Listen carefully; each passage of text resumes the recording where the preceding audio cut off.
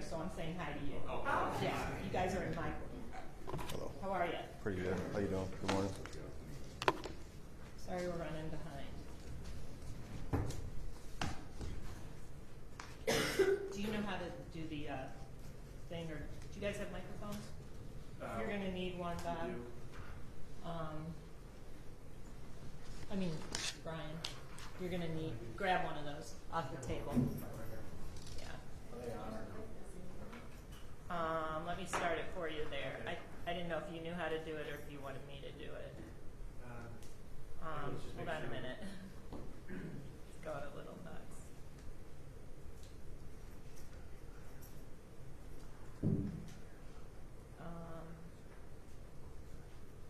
I gotta find the file too. I have all my trial stuff up here. I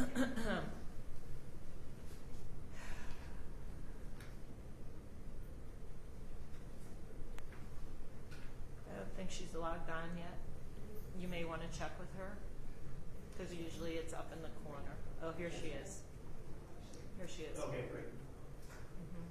Okay, so you guys need to turn your microphone over, and there's a power thing on the bottom. Press that until that light gets green.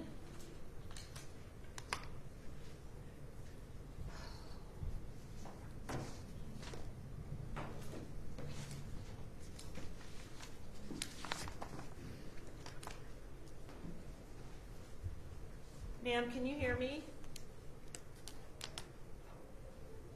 So I can't hear you. Look down there where your hand is, Kevin. Yeah. See there's a little microphone. See if the X is on it. Can you hear me, ma'am? All right. Can she hear me or not? Cheryl? Okay, I can hear you. Can you hear me? I can. Now I can. Now you can.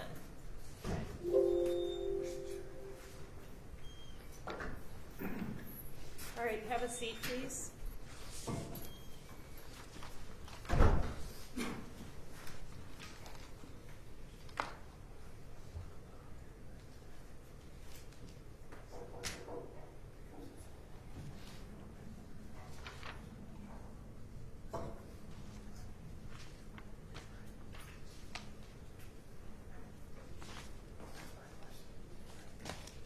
Give me one. I gotta find this.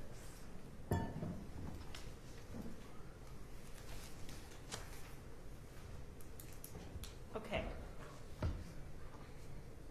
Ready. I'm ready. All right.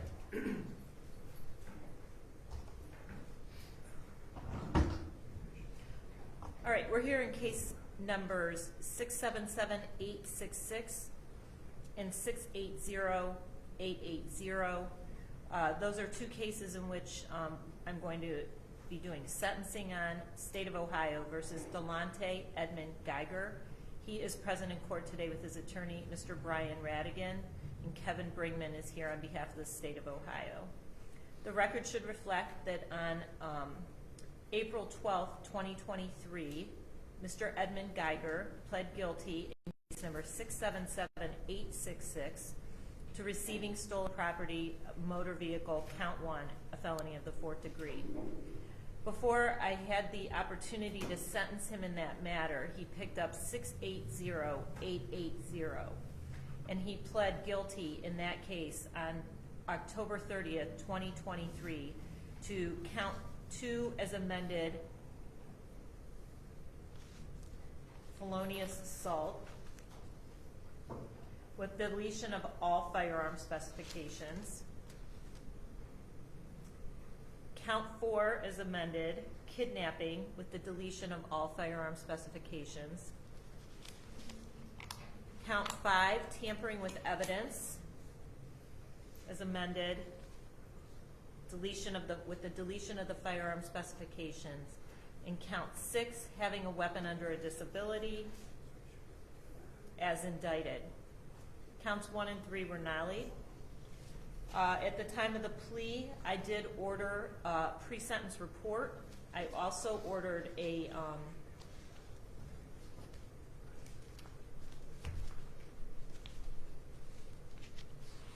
mitigation evaluation.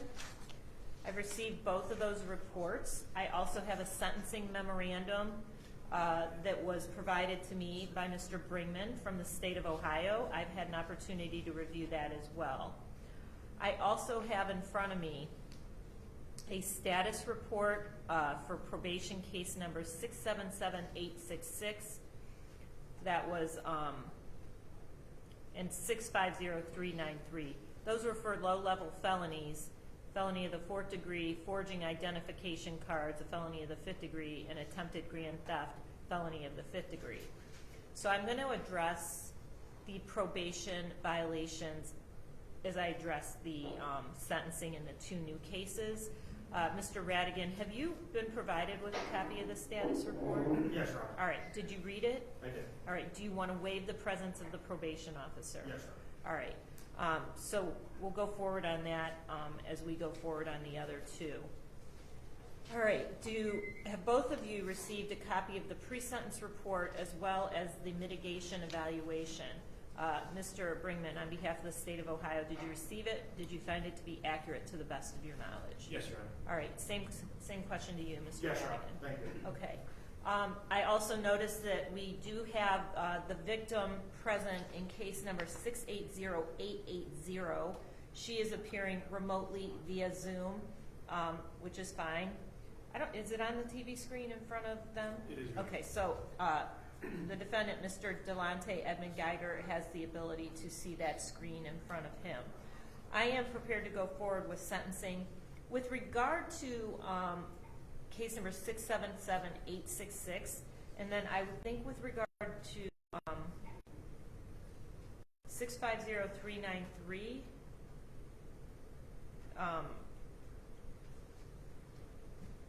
I didn't sentence him in 677866, did I? Because they have it on the status report, but I thought he hadn't been sentenced on that. Let me look at it. My question for you, Mr. Bringman, is: are you in compliance with Marcy's law on all of these matters? Yes, Your Honor, I believe so. 677866. Yeah. Okay.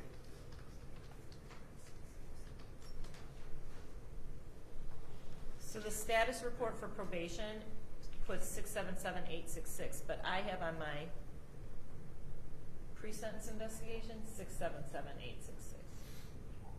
Your Honor, I believe that he was sentenced in that case on April 20. He was ordered for a post-sentence for the 677866 case. So that was included in the pre-sentence investigation as well, because the probation was unable to complete the post-sentence. Okay, I understand what happened. All right, so he actually pled guilty and was sentenced in that case on 4/26/23. I get what you're saying. I ordered a post-sentence report, but because he picked up the new case before they completed the post-sentence report, they completed it with the pre-sentence report. I wish they would indicate that on the reports so that it looks like I hadn't sentenced him. Who else is trying to get in? Thank you, Your Honor. Seated with us today at the table is Detective Florence from the Cleveland Police. But on the Zoom. Do you know? I believe that Ms. Cyrus's sister is also wanting to appear. She lives out of state. Okay. Hold on, ma'am. Trying to do this. Oh, come on.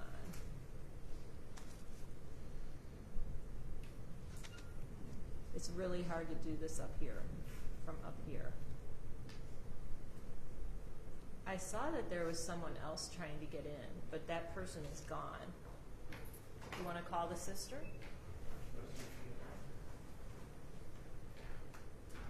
We'll work on that, Your Honor. Can you still hear me, ma'am? Yes. You can hear me? I can barely. Yeah, let me move my microphone.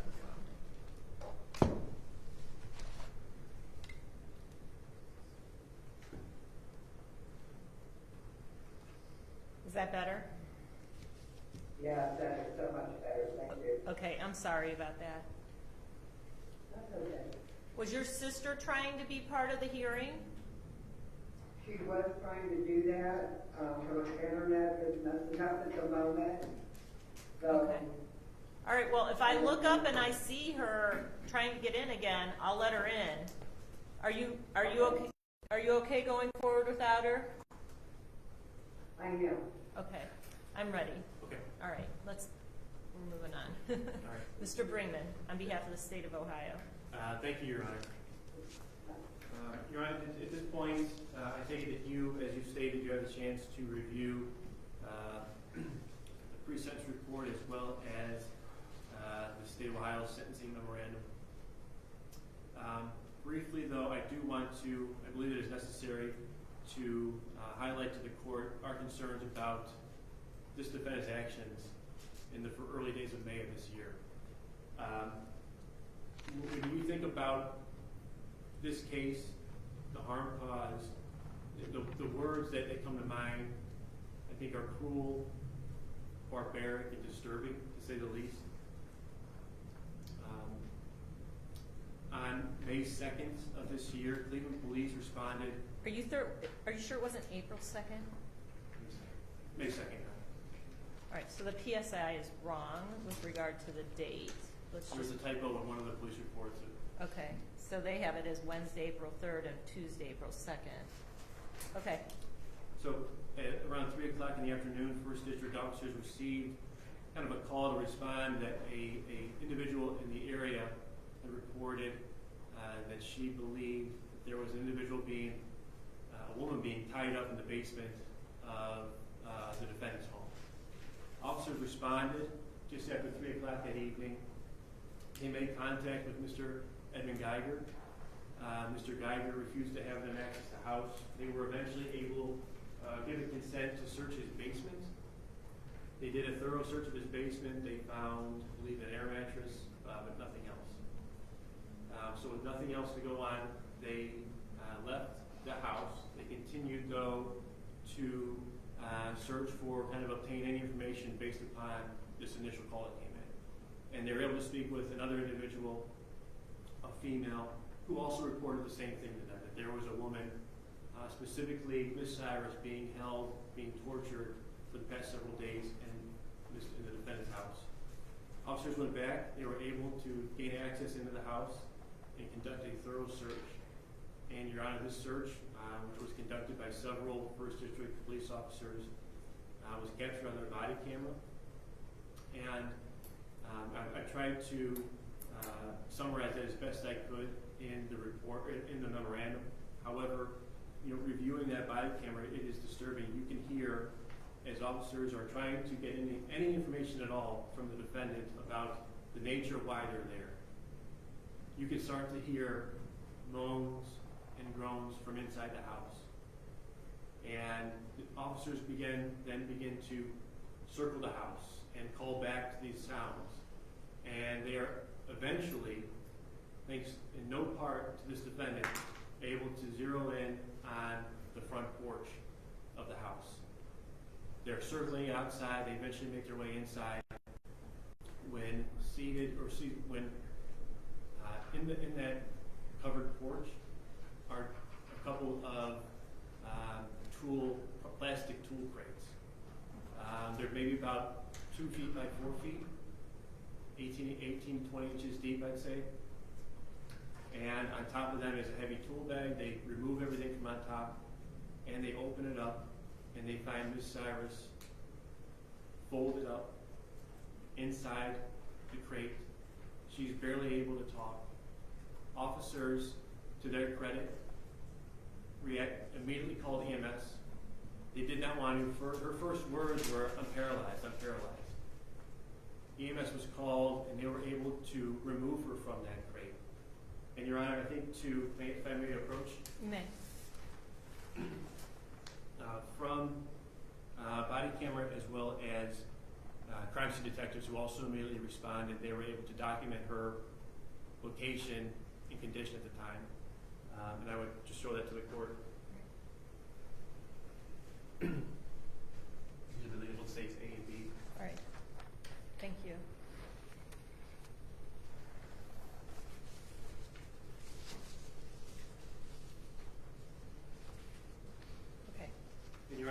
mentioned that, they are able to locate her, things in no part to the defendant. What is just as chilling when you review that body camera is that the moments, seconds before they're able to locate her, the defendant finally yells out, "She's in the tote," nonchalantly. He at that time showed no remorse for what he had done for her condition. What we came to learn during this investigation is that, she was there at 3 o'clock. I mentioned that they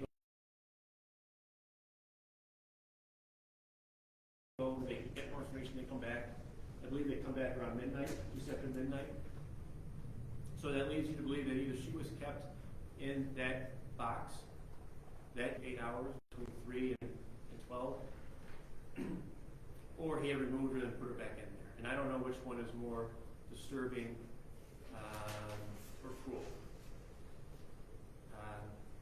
Your Honor, the harm caused, I believe that Ms. Cyrus can speak to how his actions, how those few days have impacted her.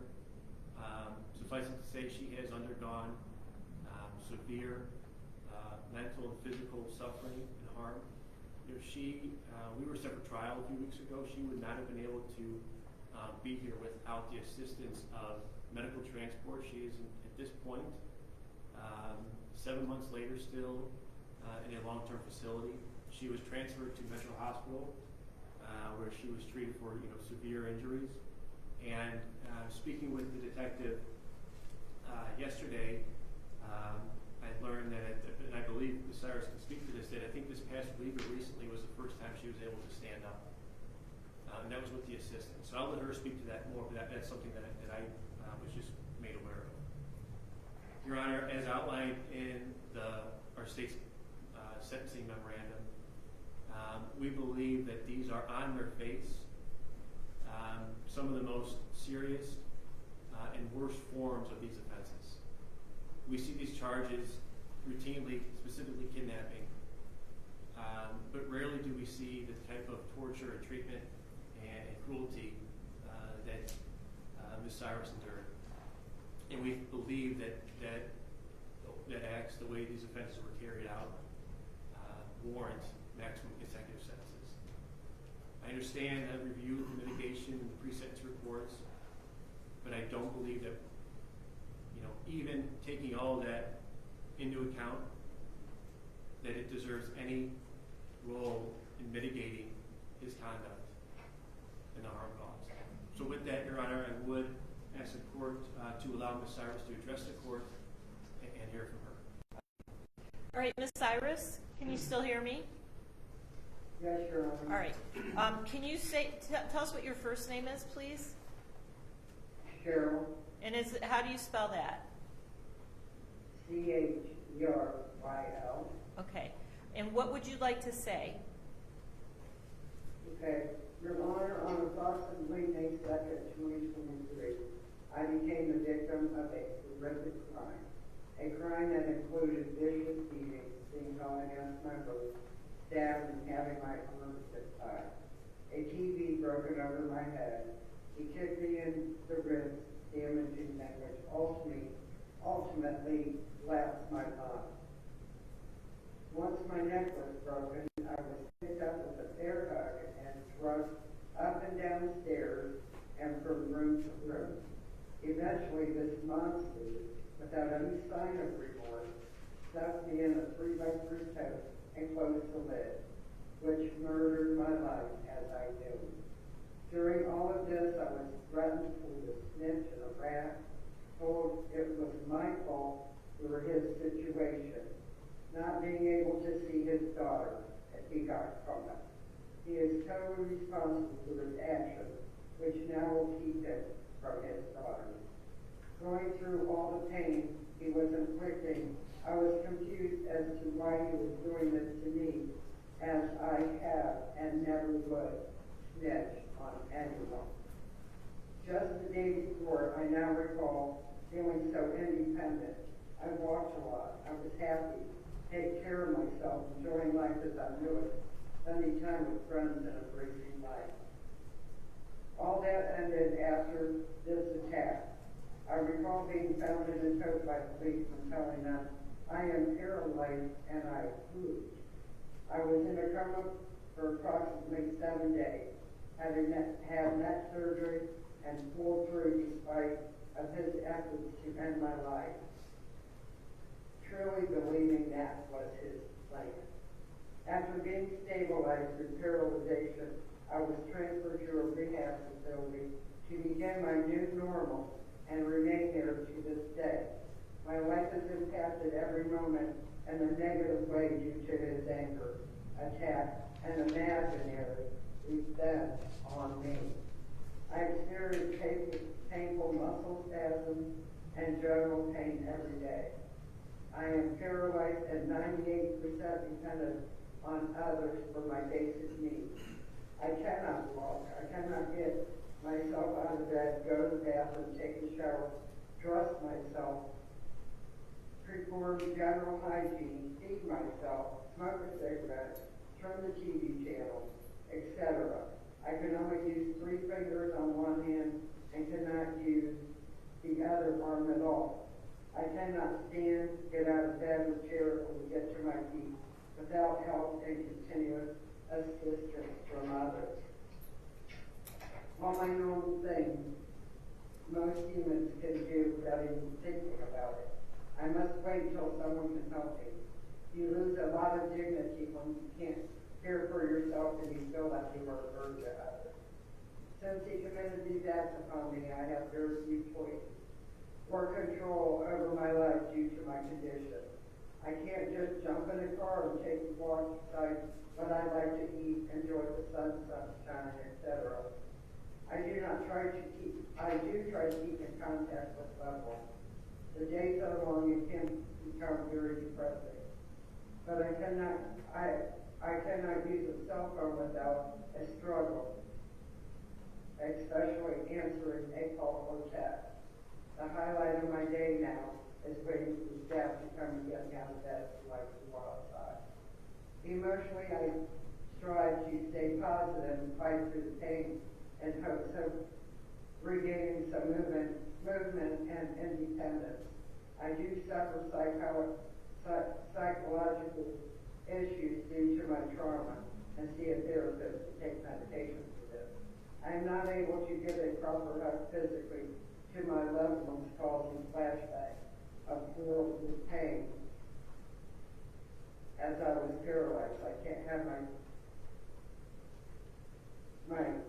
my door closed due to trauma of seeing the lid closing on a toe. I struggle to sleep and often lay awake for hours.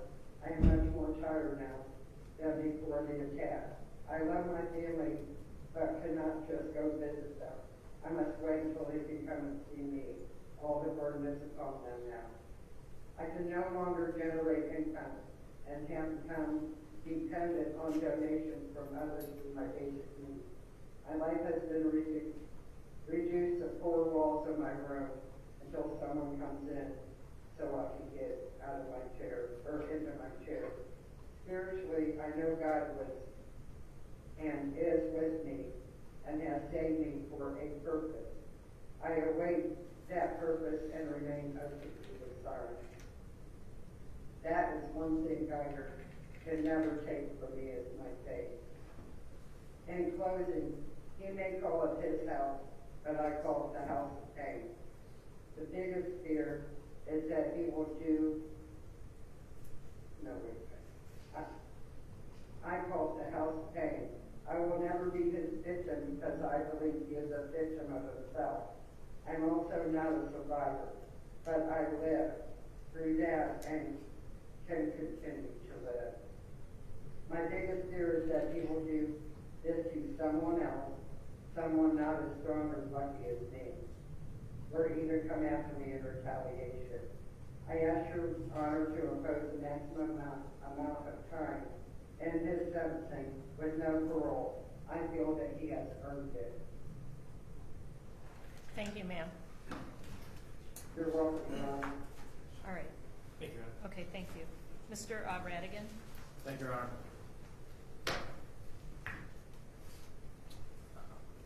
Obviously, Your Honor, I'm not, anything I say here is not trying to be said to diminish what happened to this woman, and obviously what she went through was a horrible, horrible crime, and obviously the ramifications that she had are going to be long-lasting.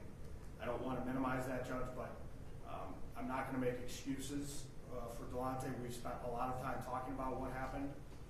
Judge, he admitted to it when he was brought in. I know he gave a statement in his pre-sentence investigative report, so I'm not going to talk specifically about what was said there or why it was said and the other things that he indicated.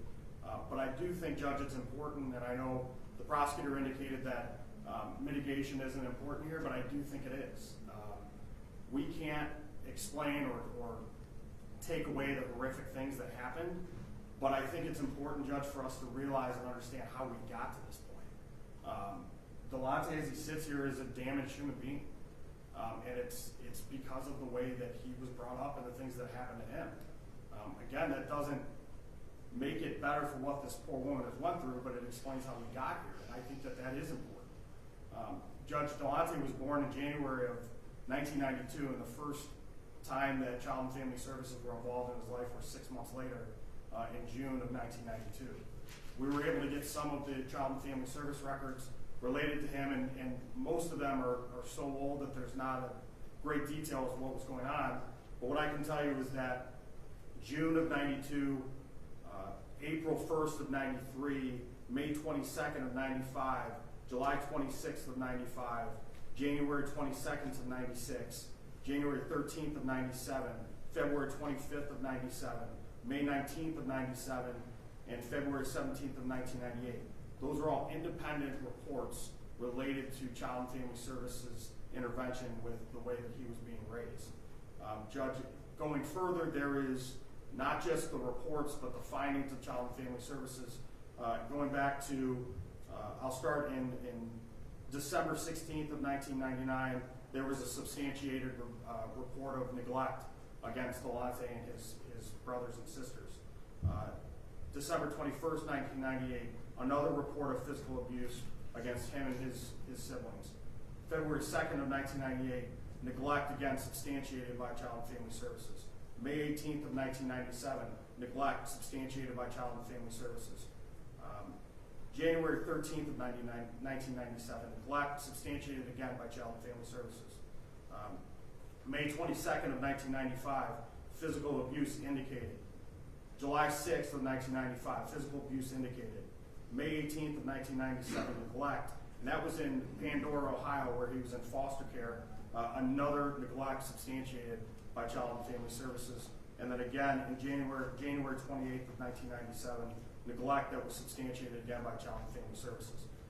Judge, this is kind of the path to how we got here.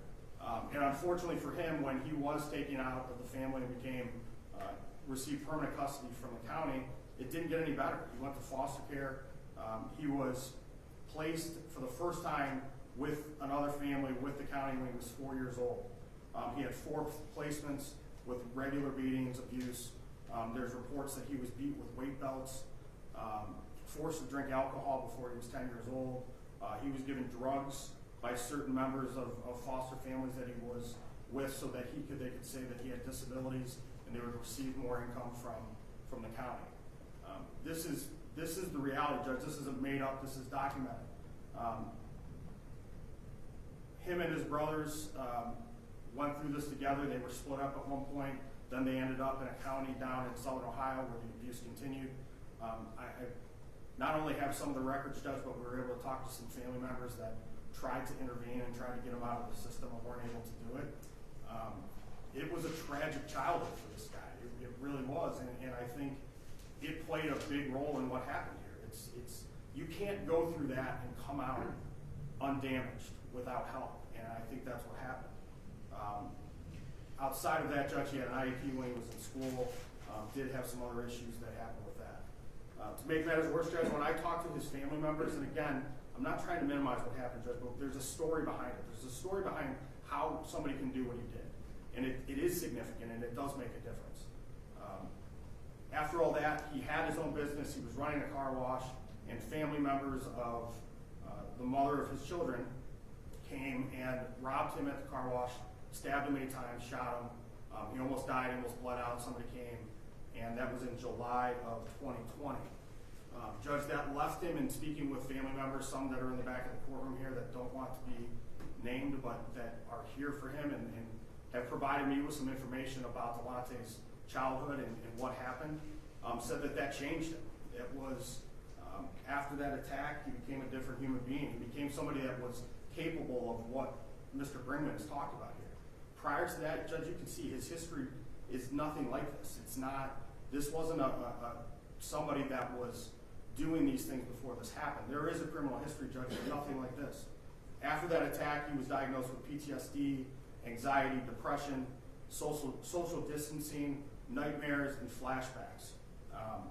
Not only have family members said that, but there's some medical records related to that him indicating that this has changed him. This changed the way that he saw things and the way he did. This diagnosis of PTSD is not something made up, Judge. It's diagnosed. It was diagnosed by the court clinic in those reports and some medical records that we have as well. He's hypervigilant. Doctors say that his mental health issues were very deserving of treatment, is what the medical staff indicated when he was reviewed for competency. Just talking about some of those deep-rooted issues. Outside of all of that, Judge, we also had some medical records from Signature Health where he was linked up. And, you know, Judge, when I say somebody is damaged, it's sometimes there's the ability to fix it and change it. And I think that at least to some degree, Dalontay tried to do that. In January of this year, of 2023, he went to the hospital, he went to Signature Health to tell them that he was having nightmares, he was having flashbacks, and it was affecting the things that he did. He indicated to them there was some visions that he was having and some things that were affecting his ability to live day by day. He told the doctors at Signature Health that he was sleeping 2 to 3 hours a night, and he was really kind of spiraling out of control. And when they interviewed him, he said, and this is directly from the medical records, he said, "I feel like my mental health is getting bad." Says it's been bad since he was stabbed himself. He's afraid for his safety. He's always hypervigilant. A lot of people were relying on it because the anxiety was making it hard, and he was spiraling out of control. Unfortunately, there wasn't the medication that they gave him. He told the staff through the court clinic and other people that it wasn't working, it wasn't helping. And Judge, I don't know if that's ultimately what led to it, but I think even in the mitigation of penalty report that was provided, they indicated that some of these things certainly contributed to what happened this day.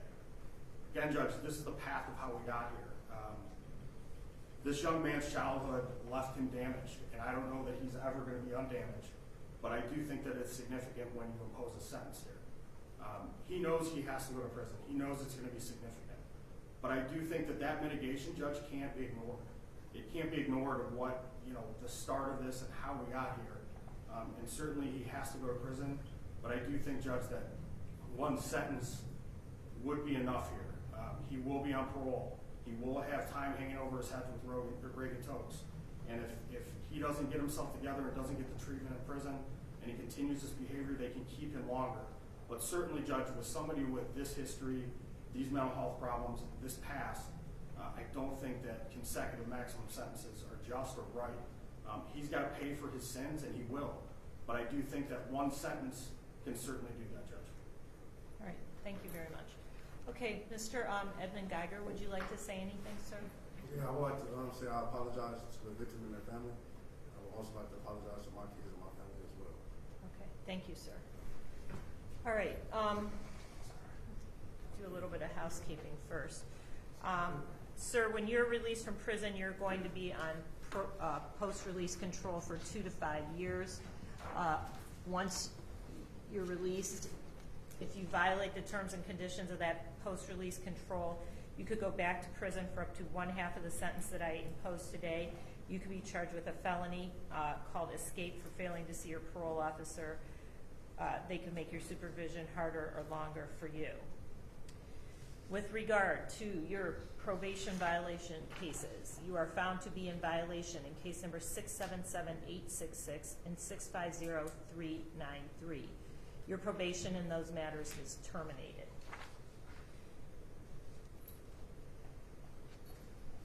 With regard to your credit for time served,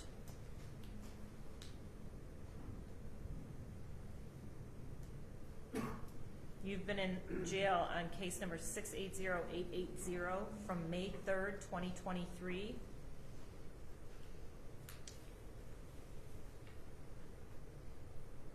To today's date, 11/30/23. You'll receive credit for those days that you served in jail.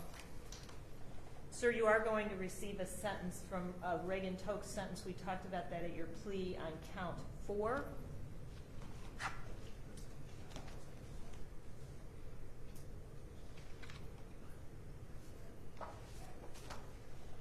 The Department of Rehabilitation and Corrections may keep you incarcerated beyond the minimum term. I told you you're going to have to get a small number and a big number.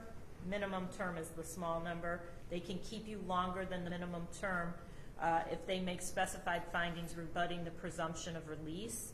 The Department of Rehabilitation and Corrections will have to hold a hearing pursuant to 2967.271 and find that one or more of the following 3 conditions apply. 1, regardless of your security level, if you violated institutional rules that compromise prison security. Did you want to say something else? No, we're okay. Or the safety of staff or inmates, or that involve physical harm or threat of physical harm to staff or inmates, and that those infractions demonstrate a lack of rehabilitation and the offender's behavior demonstrates that you continue to pose a threat to society.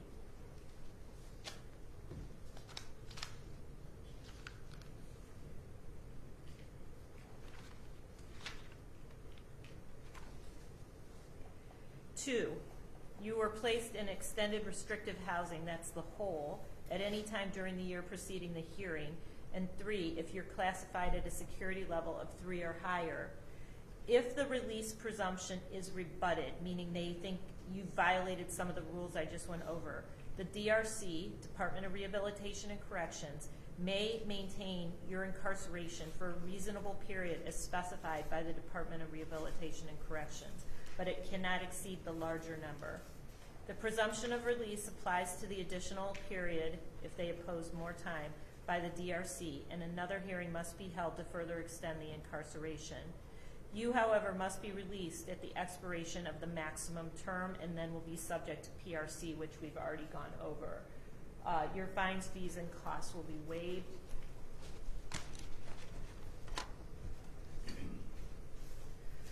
So the primary purposes and principles of sentencing are that I am to punish the offender and protect the public from future crime by the offender and others, using what the law says are minimum sanctions that the court determines accomplishes the purposes without imposing an unnecessary burden on state or local government resources. The primary principles are always to consider the need for incapacitation, deterrence, rehabilitation, and restitution. And the sentence should be commensurate with and not demeaning to the seriousness of the offender's conduct and its impact on the victim, and consistent with sentences for similar crimes by similar offenders. In considering whether the offender's conduct is more serious, under 292912B, I have to consider whether the injury was exacerbated by the victim's physical or mental age or condition, which I do not find that it was. I do find that the victim suffered serious physical, psychological, and economic harm in this matter.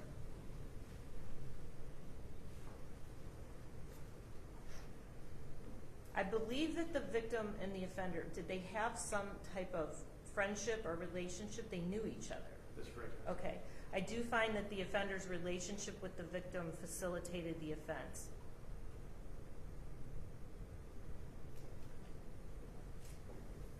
I do not find any of the other considerations apply.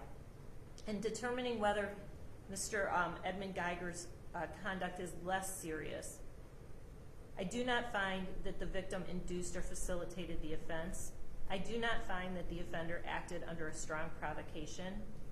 I do not find that the offender did not cause or expect to cause physical harm to the persons, meaning the victim.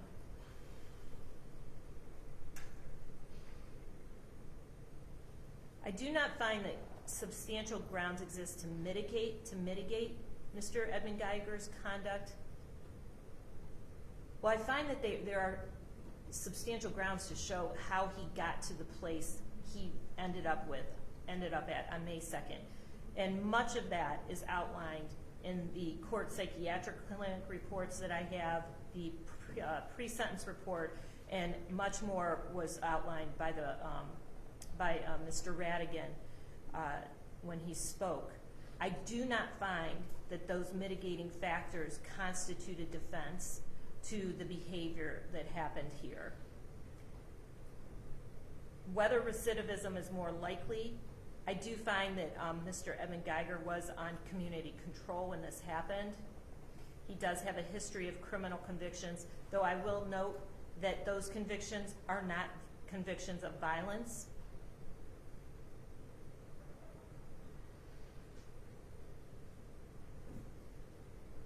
Whether recidivism is less likely,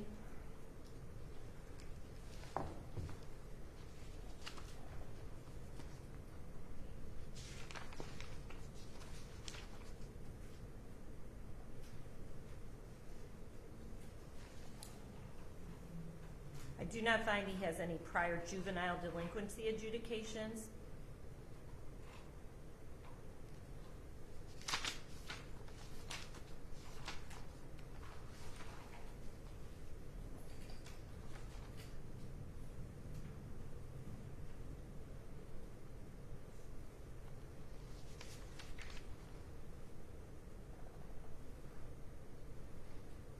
He has one prior felony before these felonies in 2012. Everything else was misdemeanors.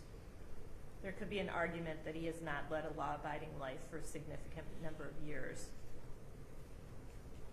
Whether the offense was committed under circumstances unlikely to reoccur, that is an unknown factor to the court. I do not know the answer to that. With regard to consecutive sentences, the presumption is that concurrent terms will be imposed with the discretion to impose consecutive sentences if necessary to protect the public or punish the offender, and not disproportionate, and the court has to make findings in order to do that. I am going to impose a consecutive sentence. The law wants the court to take into consideration similar crimes, similar offenses. I've never seen an offense like this in my time on the bench. I've had hundreds of kidnappings, probably hundreds of felonious assaults. Never have I seen anything to this magnitude. In fact, most of the kidnappings I think are just an extra charge that don't make much sense in the context of the cases that I've seen. This, in fact, indicates a kidnapping that truly is at the higher and more serious end of the spectrum, as well as the felonious assault. I do find that the victim suffered substantial and serious physical harm and mental harm. I find that these crimes were committed while Mr. Edmond-Geiger was under sanction. He was on probation with me. I do find that the harm in this matter is so great or unusual that a single term does not adequately reflect the seriousness of the conduct. Much of that has been outlined. I don't need to go over that again. It's been outlined by Mr. Bringman, and also with regard to the victim statement that she made in court. I make those two findings. Without this case, I could not find that he would have committed an offense of this nature. It is out of character for what he has had on his record. So I am going to impose a consecutive sentence with regard to counts 2 and 4. With regard to counts 5 and 6, the sentence on count 5 is 30 months. The sentence on count 6 is 30 months. Counts 5 and 6 will run concurrent to each other, and the sentences that were imposed in counts 5 and 6 will run concurrent to the sentences that are going to be imposed in counts 2 and 4.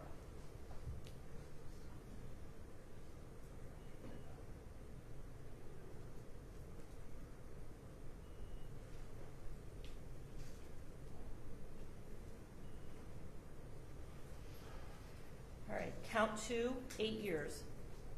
Count 4, 8 years is the minimum minimum sentence to impose. 12 years is the maximum. Those counts are going to run consecutive. You have 16 years to 20 years to serve. He's ordered remanded and transported.